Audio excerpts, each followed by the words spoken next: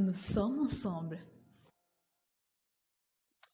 Bonsoir à tous et bienvenue à ce Flash Info.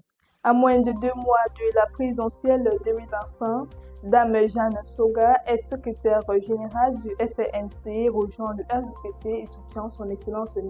Paul Biya. Fin de suspense au sujet de la trajectoire politique de l'ancienne secrétaire générale du Front pour le Salut national du Cameroun. L'ex-collaboratrice de l'ancien ministre M. Issa Firoma Bakari a indiqué vouloir prendre une carte de militante du RDPC.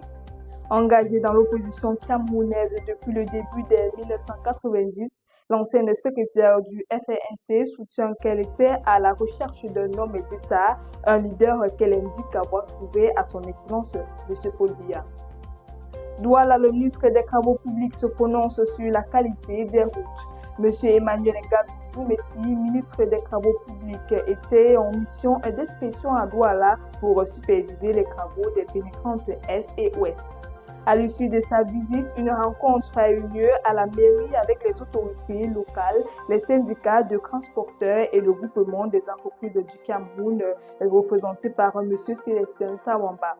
Les discours ont porté sur la gestion du trafic, le respect des délais et la solidité des nouvelles infrastructures.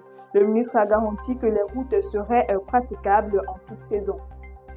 Drame aux États-Unis, une Camerounaise retrouvée morte chez elle en Arizona. Diane Nombe, jeune Camerounaise, a été retrouvée sans vie dans son domicile en Arizona quelques jours seulement après son retour au Cameroun. Derrière ses souris, elle cachait des souffrances. Diane semblait avoir perdu le goût de vivre depuis que son mari avait refait sa vie avec une autre femme. Les causes exactes de son décès, entre chagrin, stress ou solitude, restent à déterminer. Sa famille, inquiète de son silence, a alerté la police qui a fait la terrible découverte. Pour l'instant, aucun communiqué officiel n'a encore été fait par les autorités américaines. Afrobasket 2025, le Cameroun s'incline d'un point face à l'Angola en demi-finale. Dans une compétition de l'Afrobasket 2025, le Cameroun a été défait par l'Angola avec un score serré de 84 à 83. Malgré une performance remarquable de 7 ans, dominant sur les paniers avec les rebonds, les Lions notables n'ont pas réussi à inverser la tendance face à l'équipe haute.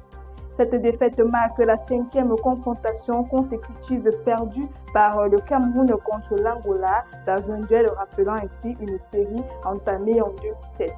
Les Lions indomptables auront l'occasion de se racheter lors du prochain match pour la 3e place, tandis que l'Angola visera un 12e titre continental en finale. Et c'est tout pour ce point d'actualité, mesdames et messieurs. Merci de nous avoir suivis et restez connectés sur les antennes de Campus TV.